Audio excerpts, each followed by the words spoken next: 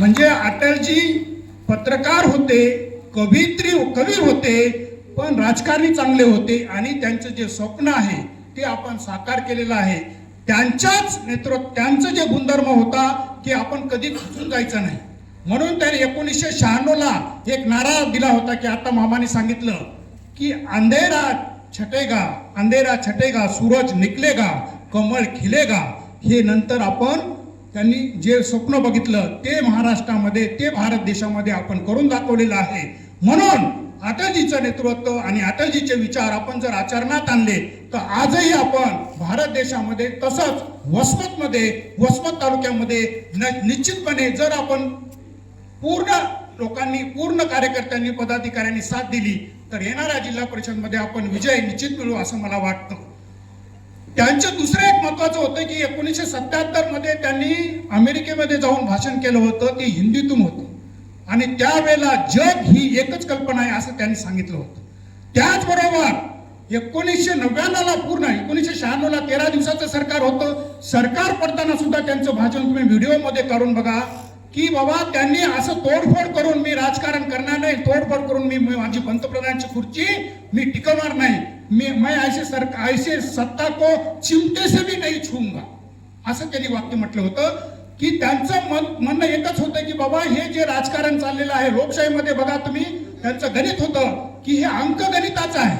अंकगणित म्हणजे कसं की ज्याला बहुमत मिळालेलं आहे ह्याचा अर्थ त्याला सगळी जनता मानते असं नाहीये.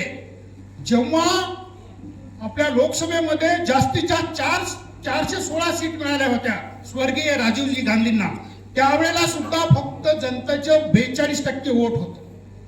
आजही आपण बघितलं वसमतमध्ये जरी विजय झाला असेल तर त्यांना 80 म्हणजे कमी 20 दोन्ही 40 45% त्यांना मतदान मिळालं आहे, जास्त मतदान मिळालं नाही. विरोधामध्ये लोक असतात ज्यामुळे जिंकलं म्हणून काही सगळी जनता त्यांच्या सोबत नव्हतं. म्हणून अंकगणितीच्या विचारावर किंवा अंकगणितावर हे सरकार चालतं आणि 13 दिवसाचं सरकार त्यांनी 1 मिनिटामध्ये राजीनामा दिला आणि त्यावेळेला सुद्धा सांगितलं की तोडफोड की राजनीती मैं नहीं करूंगा, तोडफोड की राजनीती नाही करूंगा हे त्यांनी शब्द दिला, त्यांनी ते पाळला. आणि यापुढे मग नंतर 1996 ला जेव्हा आपलं मुंबईमध्ये एक अधिवेशन झालं बीजेपीचं, त्यावेळेलाच त्यांनी ते नारा दिला होता की येणारं सरकार हे बीजेपीचं पूर्ण असेल आणि तुम्ही मला जरी हसलं तरी चालेल, परंतु याच्यानंतर माझं सरकार येणार आहे हे त्यांनी त्यावेळेला शब्द दिला होता. म्हणून त्यांचं नेतृत्व, त्यांचं राष्ट्रकारण हे आपल्याला भावतं, आपल्याला प्रेरणा मिळते, त्यांच्याकडून आपल्याला प्रेरणा मिळते. एवढंच या ठिकाणी मला सांगायचं आहे.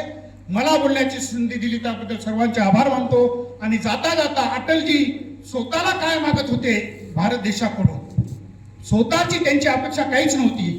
तर त्यांच्याच कवितेमध्ये असं म्हणतात की मैं रोक नहीं पाता खुद को, जब मैं रोक नहीं पाता खुद को तो मैं लिखता हूं और क्या कहूं, बेदाग निकल जाऊं मेरे मरने के बाद, बेदाग निकल जाऊं मेरे मरने के बाद, लोग सिर्फ इतना कहे कि आदमी अच्छा था, आदमी अच्छा था.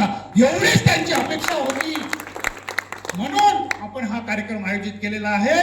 आपण हरून न जाता उमेदीने परत आपल्याला यश मिळेल ह्या प्रेरणेने अटलजींच्या स्मृती दिनानिमित्त आठवण ठेवू आपण कार्य करूया एवढंच या ठिकाणी सांगतो आणि थांबतो. जय हिंद, जय महाराष्ट्र.